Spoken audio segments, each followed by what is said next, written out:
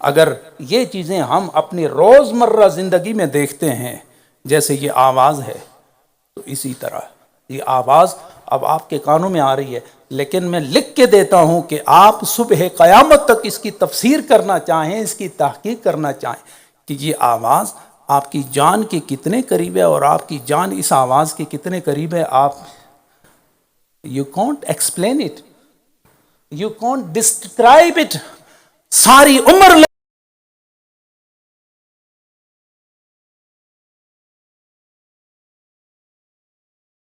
لگا دیں، تحقیق کے نشتر توڑ ڈالیں، لیکن آپ اس کو بیان نہیں کر سکتے. صبح و شام آپ اس کو محسوس کرتے ہیں لیکن بیان نہیں کر سکتے.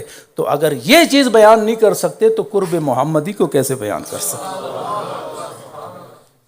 جیسے آواز کو سن سکتے ہیں اور محسوس کر سکتے ہیں، اسی طرح صاحب ایمان جب وہ اندر اور باہر سے پاک اور صاف ہو اور شریعت و طریقت کے انوار و اسرار میں رہنے والا ہو، وہ اسی طرح حضور صلی اللہ علیہ وسلم کے قرب کو بھی محسوس کر سکتا ہے. اسی لیے اسکندریہ، یہ آپ قصیدہ بردوشی پڑھتے ہیں نا، تو یاد ہے نا کس نے لکھا ہے؟ حضرت امام شرف الدین بوصیری رحمۃ اللہ تعالی علیہ. ان کے قدموں میں مجھے حاضری کا اعزاز حاصل ہوا ہے. ان کے شیخ ہیں ابو العباس مرسی رضی اللہ تعالی. ان دونوں کے مزارات قریب قریب ہیں. تو جواہر البحار ایک کتاب ہے، عربی میں ہے اور وہ لکھی ہے انہوں نے. اس پر جو حاشیہ ہے، وہ حاشیہ کا نام ہے رماح الرحیم علی نحور الرجیم. رماح الرحیم علی نحور الرجیم. اس کے حاشیے میں ایک بات لکھی ہے ابو العباس مرسی رضی اللہ تعالی عنہ کے حوالے سے. آپ فرماتے ہیں، اب آپ توجہ فرمائیں، ہو جائے جس کے کان پاک ہو جائیں، جس کی زبان پاک ہو جائے، جس کا دل پاک ہو جائے، جس کا دماغ پاک ہو جائے، اور جس کی روح پاک ہو جائے، اور یہ ساری پاکیزگی اور ساری طہارت میں محبت شامل ہو جائے. تو جب محبت شامل ہو جائے تو محبت محب کو محبوب سے دور نہیں رہنے دیتی، اور اس کی آنکھوں کی اور اس کے دل و روح اور خیالات و مقالات کی کیا کیفیت ہوتی ہے. تو حضرت ابو العباس مرسی رضی اللہ تعالی عنہ فرماتے ہیں کہ لو غاب عنی رسول اللہ طرفۃ عین،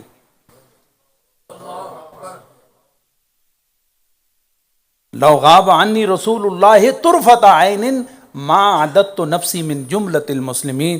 کہ دنیا والو سنو کہ نبی پاک کی محبت جسے ملتی ہے، جہاں طہارت ڈیرے ڈال دیا کرتی ہے، جہاں رحمت مصطفی کے صبح و شام بارش برسا کرتی ہے، اس ابو العباس کی حالت دروں اور اندرونی کیفیت یہ ہے کہ اگر آنکھ جھپکنا سمجھتے ہیں، کبھی شاید آپ نے احساس بھی نہ کیا ہو کہ یہ آنکھ بند کی اور واپس کھول دی. شاید وقت کی اتنی وسعت نہیں کہ وہ اس کی پیمائش کر سکے کہ کتنا وقت لگتا ہے آنکھ کو بند کر کے واپس کھولنے کو. اس کو عربی میں طرفۃ عین کہتے ہیں. کہ اگر وہ فرماتے ہیں کیا کمال درجے کا عشق ہے، اور آنکھوں کو پاکیزگی اور طہارت اور لطافت کیا ملی ہے. فرماتے ہیں کہ لو غاب عنی رسول اللہ طرفۃ عین، اگر آنکھ جھپکنے کی مقدار میں رسول اللہ صلی اللہ علیہ وسلم میری آنکھوں سے اوجل ہو جائیں،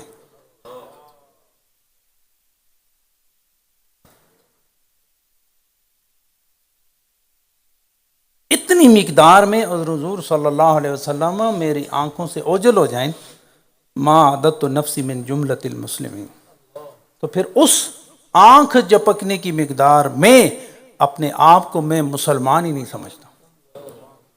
میں نہیں سمجھتا اپنے آپ کو، کیونکہ مسلمان اور پھر اس کے اندر پائے جانے والا ایمان یہ حضور صلی اللہ علیہ وسلم سے منسلک ہے، جدائی کا تصور ہی نہیں ہے. ہر حال میں نبی دو عالم صلی اللہ علیہ وسلم اور ان کا قرب اس کے دل و روح میں موجود ہوتا ہے. اور فرماتے ہیں کہ جب یہ قرب یہ میں محسوس نہ کروں تو اس لمحے میں ابو العباس اپنے آپ کو مسلمان ہی نہیں سمجھتا.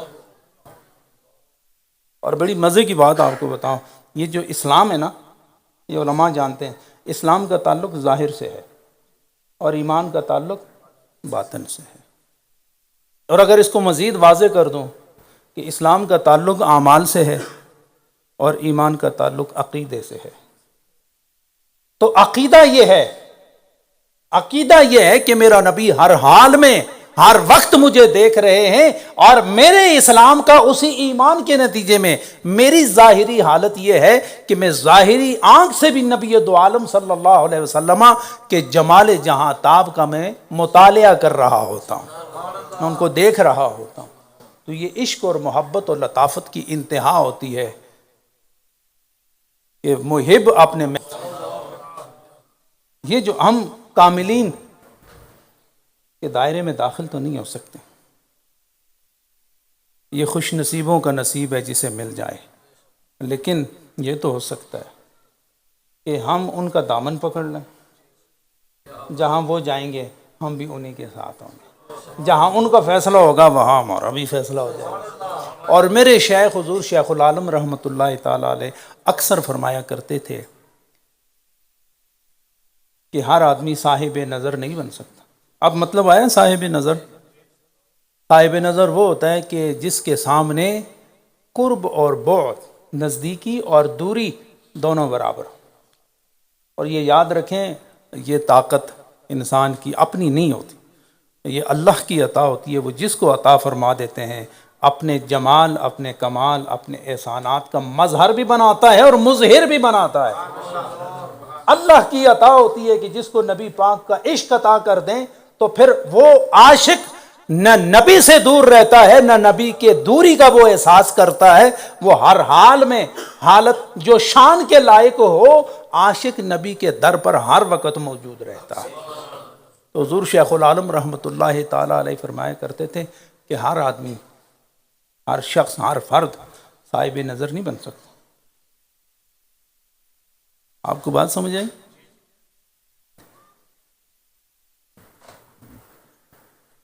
وہ کس طرح وہ لوگ کہتے ہیں یہ وہ نغمہ ہے جو ہر ساز پہ گایا نہیں۔ بات وہ سمجھ آتی ہے آپ کو؟ پتہ نہیں آپ کہاں لے جاتے ہیں، لیکن میں تو یہاں لانا چاہتا ہوں۔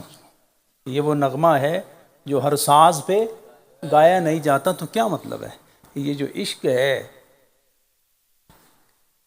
جو سینوں کو جلاتی رہتی ہے، اور وہ سینے جن میں عشق مصطفی موجود ہوتا ہے، وہ صرف عشق ہی نہیں ہوتا، وہ رحمت اور معرفت خداوندی کا گنجینہ ہوا کرتا ہے۔ تو آپ فرماتے تھے کہ ہر آدمی صاحب نظر نہیں ہو سکتا، لیکن ایک کام ہو سکتا ہے۔ سب توجہ فرمائیں تو اس کو بیان کرو۔ ہر آدمی صاحب نظر نہیں ہو سکتا، ہاں ایک کام ہو سکتا ہے۔ حضور وہ کیا ہے؟ فرمایا کسی صاحب نظر کی نظر میں آ سکتا ہے۔ ہر آدمی صاحب نظر نہیں ہو سکتا، ہاں یہ ہو سکتا ہے کہ کسی صاحب نظر کی نظر میں آ جائے، تو فرمایا سمجھو پھر بیڑا پار ہے۔ اور وہ نظر بھی وہی نظر ہوتی ہے جس میں لطافت ہوتی ہے، جس میں محبت ہوتی ہے۔ صاحب نظر جس کو محبت سے دیکھتا ہے تو جو دیا اندر جل رہا ہوتا ہے جب وہ نظر کرتا ہے تو پھر دیے سے دیے جلانے کا فن وہ خوب جانتے ہیں۔ اللہ ہم سب کو صاحب نظر کی نظر میں رکھے اور ان کی لطافتوں میں رکھے، تاکہ جو خزانہ ان کو عطا ہوا ہے انہی کے ذریعے اللہ تعالی ہم سب کو عطا فرمائے۔ وآخر دعوانا ان الحمد للہ رب العالمین۔ میں بہت کچھ کہنا چاہتا تھا لیکن صحت جو ہے وہ اجازت نہیں دے رہی۔ میں اس وقت بھی بہت مشکل میں بیٹھا ہوا ہوں، تو یہ آپ کی محبت ہے جو مجھے کھینچ لائی ہے۔ خیر ادا ہوئے ہیں یہ اللہ کی جانب سے ہیں، اور اگر اس میں کوئی بھول چوک خطا ہے تو وہ میری جانب سے ہے۔ اللہ میرے اور آپ کے گناہ معاف فرمائے اور ہمارے دل کو پاکیزگی، نورانیت، لطافت خدا نصیب فرمائے۔ تھوڑا سا ذکر کریں گے، اور یہ ذکر جو ہے یہ مجلس کو بارگاہ مصطفی اور بارگاہ خداوندی میں پیش کرنے کا ذریعہ ہوا کرتا ہے۔ اور آپ شکر ادا کیا کریں جب ایک نماز ادا کرتے ہیں نا، یہ بات بھی ذرا دھیان سے سنیے گا، جب ایک نماز ادا کرتے ہیں نا تو ادا کر کے اللہ کا شکر ادا کریں. جب شکر ادا کرتے ہیں اور وہ شکر خدا کی بارگاہ میں قبول ہوتا ہے، پھر وہ ذات دوسری نماز ادا کرنے کی بھی توفیق دے دیتا ہے. اور اگر آپ شکر ادا نہیں کریں گے اور نماز بے پرواہی اور لاپرواہی میں ادا ہو جائے تو پھر یاد رکھو پھر دوسری نماز نصیب نہیں ہوتی بندے. ہم فیس بک میں پڑھتے رہتے ہیں، وہ چیزیں آتی ہیں کہ جو بندہ نماز نہیں پڑھتا تو اس کے لیے ایک جملہ لکھا ہوا آتا ہے کہ تمہیں خدا نے اپنی بارگاہ میں کھڑے ہونے کا اعزاز ہی نہیں بخشا. نماز ادا کر کے بھی آپ نے احادیث میں سنا ہوگا، علماء سے سنا ہوگا کہ پوری پوری رات جاگنے والے اللہ کے دوست جب طلوع فجر ہوتی ہے تہجد کے بعد تو وہ سر سجدے میں رکھ کے عرض کرتے ہیں ما عبدنا کا حق کا عبادت باری تعالیٰ، تو اتنا پاک ہے، اتنا پاک ہے، اتنا پاک، اتنی بلند شان والا ہے کہ میں کیا تیری عبادت کر سکتے ہیں. اور جو کی ہے باری تعالیٰ، جس طرح مجھ میں نقص پایا جاتا ہے نا، تو اس نقص کی موجودگی میں یہ کہتا ہوں کہ ہم تو تیری عبادت کا حق ہی ادا نہ کر سکیں. عبادت اور ریاضت بندے کے اندر جب عاجزی پیدا کرتا ہے، وہ عاجزی خدا کو پسند ہوتی ہے. یہ ساری عبادتیں اور نظام العبادات کیوں نافذ کی گئی ہیں کہ بندے کے اندر عاجزی پیدا ہو جائے، کہ جہاں عاجزی پیدا ہوتی ہے تو حضور صلی اللہ علیہ وسلم نے ارشاد فرمایا من تواضع للہ رفعہ اللہ، کہ عبادت کے نتیجے میں جو اپنا سر اور سب کچھ جھکا لے تو وہ حقیقت میں جھک رہا ہوتا ہے اور دوسری پوزیشن میں اللہ اس کو اٹھا رہا ہوتا ہے. عبادت اور ریاضت ضرور، لیکن ہر عبادت کی انتہا پر یہ عرض کیا جائے کہ باری تعالیٰ اس قابل نہیں تھے ہم، تو نے اگر چن کے خانہ کعبہ کے مطاف میں لے آیا ہے یا در رسول اور ان کے چرنوں میں پہنچایا ہے تو خالصتاً یہ تیرا فضل ہے، تیرا احسان ہے اور تیری مہربانی ہے. جب یہ عاجزی خدا کی بارگاہ میں پیش ہوتی ہے، اللہ عاجزی سے محبت کرتا ہے، قبول کرتا ہے. تو یہ کیسے ہو سکتا ہے کہ عاجزی کو قبول کرے، عبادت کو قبول کرے، اور عاجزی اختیار کرنے والا اور عبادت کرنے والے کو وہ قبول نہ کرے؟ جہاں عاجزی قبول ہوتی ہے تو اس کے دوسرے مرحلے پر عاجز کو بھی اللہ تعالیٰ قبول فرما لیا کرتا ہے. تو کوشش کیا کریں کہ جب بھی آپ سجدوں سے گزریں، حالت قیام رکوع سے گزریں، تو پھر آخر میں عاجزی کا بہترین طریقہ دعا مانگنے کی ایک سبیل ہے نا. تو اس سبیل سے بندہ جب ہاتھ پھیلاتا ہے نا تو عاجز پھیلاتا ہے، فقیر پھیلاتا ہے، کلاش پھیلاتا ہے، اور منگتا پھیلاتا ہے. اور منگتا کس کا ہے؟ اللہ کا ہے. اس کے در کے سامنے آ گیا نا تو اللہ تعالیٰ کسی کو بھی اپنے در سے خالی نہیں بھیجتا. مجھے ایک بات یاد آ رہی ہے، تھوڑی سی بات لمبی ہو جائے گی لیکن میں بیان کرنا چاہتا ہوں یہاں، اور آپ توجہ فرمائیں، کیونکہ جہاں ہم بیٹھے ہیں نا یہاں آپ کا بھی کام بن رہا ہے اور میرا بھی کام بن رہا ہے. کیوں؟ جو جانے کائنات ہیں وہ اس وقت آپ پر بھی نظر کیے ہوئے، مجھ پر بھی نظر کیے ہوئے، اور جہاں نظر ہوتی ہے اسی کو منظور نظر کہتے ہیں. تو جب دعا ہوتی ہے نا، بندہ دعا کرتا ہے، اور خدا را جب بھی آپ دعا کریں نا تو کم از کم یہ 3 باتیں دعا کے دوران آپ یاد رکھا کریں. حضور صلی اللہ علیہ وسلم نے ارشاد فرمایا کہ جب کوئی مومن، مسلم، نمازی، غازی، شب زندہ دار، روزہ دار، قرآن کا قاری اور میدان جنگ کا غازی، مجاہد جب بھی دعا کرے تو فرمایا دعا 3 چیزوں میں سے ایک چیز کو اپنے دامن میں لیے ہوئے ہوتی. صحابہ نے عرض کی یا رسول اللہ وہ کیا ہے؟ فرمایا ایک تو یہ ہے کہ جو کچھ تم مانگ رہے ہو اللہ وہ تمہیں عطا کر دیں. اس سے پہلے فرمایا جب دعا مانگو نا یہ تصور ہی نہ کیا کرو کہ اللہ نہیں دے رہا ہے، کیونکہ یہ اللہ کی شان کے خلاف. مثلا آپ کسی سیاسی وڈیرے کے پاس، وزیر اعظم کے پاس، وزیر اعلیٰ کے پاس، اپنے علاقے کے کسی منتخب نمائندہ جو اسمبلی کا سرٹیفکیٹ ہولڈر ہو اور آپ اس کے پاس جائیں اور پہلے سے یہ ذہن میں رکھیں کہ جی یہ نہیں دے گا، تو ہو سکتا ہے وہ نہ ہی دے، ہو سکتا ہے نا. اور اگر آپ کو یقین ہو کہ دے دے پھر بھی نہ دے تو یہ متحقق ہو سکتا ہے. لیکن نبی دو عالم صلی اللہ علیہ وسلم نے فرمایا کہ دنیا داروں سے مانگنا، وہاں دینا نہ دینا دونوں متحقق ہو سکتے ہیں، لیکن جب خدا کی بارگاہ میں پہنچو تو وہاں دینے کا ہی یقین رکھو، اس لیے کہ خدا کی شان ہی یہ دینا، وہاں یہ نہ رکھنا ذہن میں کہ خدا نہیں دے رہا ہے. تو فرمایا پھر 3 صورتیں ہیں دعا کی قبولیت کے. میں ایک تو کہ جو چیز تم مانگ رہے ہو وہ اللہ تمہیں عطا فرما دے. دوسری بات یہ ہے کہ بہت بڑی کوئی آفت، مصیبت، ابتلا و آزمائش تم پر آنے والی ہے، تمہیں اس کی خبر نہیں ہے، تم نے دعا کی اور اللہ تعالیٰ نے تمہیں تمہاری طلب سے بڑھ کر تمہیں دیا کہ تمہاری نظر جس پر تھی وہ تیرے لیے بہتر نہیں تھا، اور اس دعا کی وجہ سے اللہ نے اس آزمائش کو ٹال دیا. گل سمجھے؟ تیسری صورت کیا ہے؟ میں نہ پہلی ہے نہ دوسری ہے. اللہ تعالیٰ نے تمہاری دعا کو آخرت کے لیے محفوظ کر لیا، کیونکہ جو کچھ دعا تم مانگ رہے ہو نا، اس کا تعلق نہ آرزو اور غرض کے اور مراد، نہ کسی آزمائش سے اس کا تعلق ہے. اللہ نے فرمایا کیونکہ تو میرے نبی کا امتی ہے نا، آج تیری ادا مانگنے کی پسند آئی، دنیا کو چھوڑو، آخرت میں جب لوگ بھاگ دوڑ رہے ہوں گے اور اعمال کم ہو رہے ہوں گے نا، اس وقت یہ دعا نکال کے میں تیرے نامہ اعمال میں ڈال دوں. تو گویا یہ دعا کیا ہے؟ یہ عاجزی کی بات ہے. اور جب بندہ عاجزی اختیار کرتا ہے تو فرمایا جب تمہاری عاجزی کا معیار دیکھوں گا، اگر دنیا کے لیے ہے تب بھی دنیا میں تمہیں بلند کر دوں گا، اور جب آخرت میں ہوگا سب لوگ جھک رہے ہوں گے اور تمہاری دعا کی وجہ سے میں تمہیں اٹھا رہا ہوں. تو گویا دعا جو بندہ کرتا ہے یہ عاجزی کی علامت ہے، اور عاجزی کا تعلق دنیا اور دنیاوی امور میں بھی ہو سکتا ہے، دین کے پیرائے میں، اور آخرت میں بھی ہو سکتا ہے.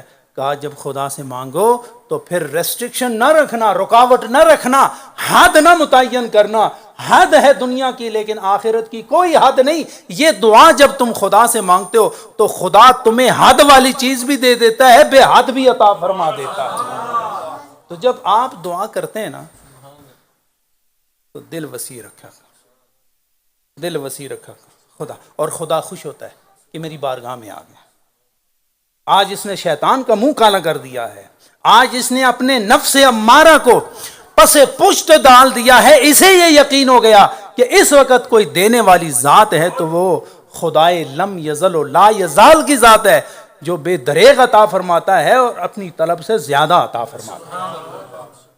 وآخر دعوانا ان الحمد للہ رب العالمین. قلب شریف کا تھوڑا سا ذکر کریں اور اس کے بعد پھر دعا. لا الہ الا اللہ، لا الہ الا اللہ، لا الہ الا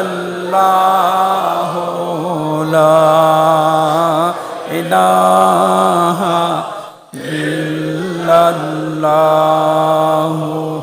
لا الہ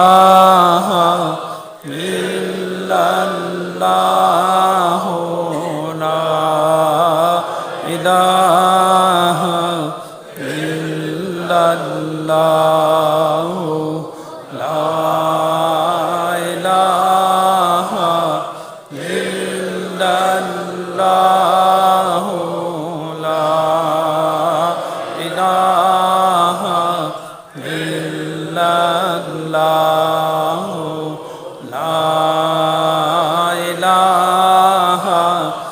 الا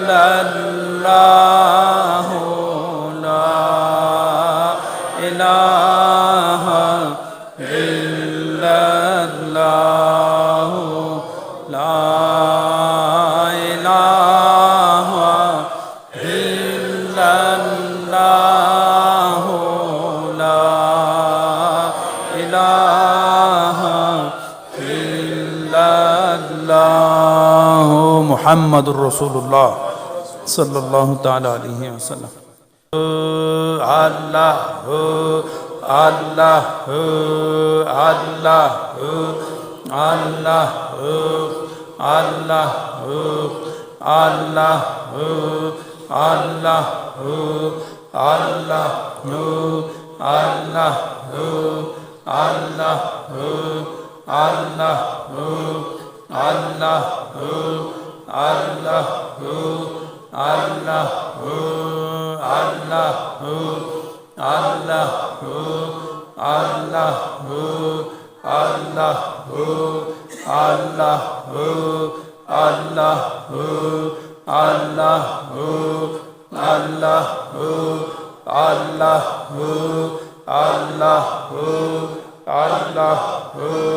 اللہ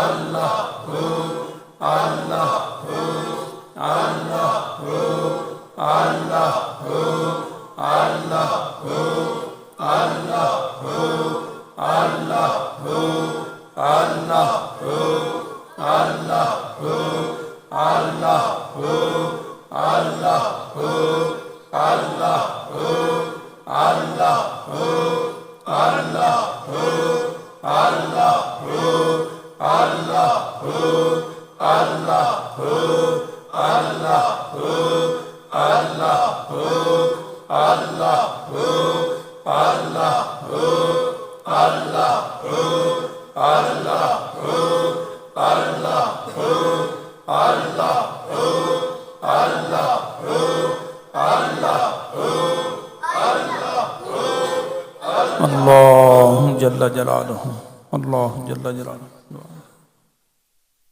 پڑھے ختم.